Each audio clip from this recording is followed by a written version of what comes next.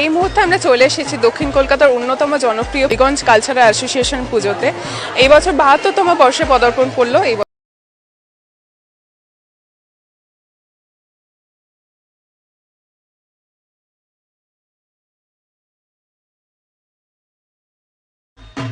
আমাদের এবার ৭২তম বর্ষ হলো। আমাদের এবারে থিম হচ্ছে ফিরে এসো চাকা, যার মানে হচ্ছে যে চাকা দিয়েই আমাদের মানব জীবন সব কিছুই জড়িয়ে আছে চাকার সাথে, যেরকম নাকি জীবনের চাকা।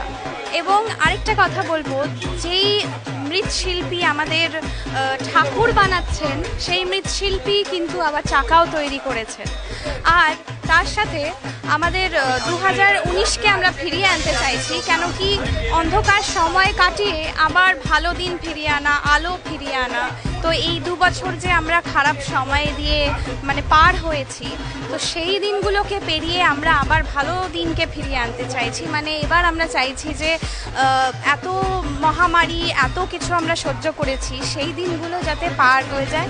করোনাকে যেইভাবে আমরা লড়েছি, সেইগুলোকে আমরা যাতে ওভারকাম করে এখন যাতে আমরা ভালো দিকে এগোতে পারি, সেটা নিয়েই আমাদের পুরো থিমটা চাকা।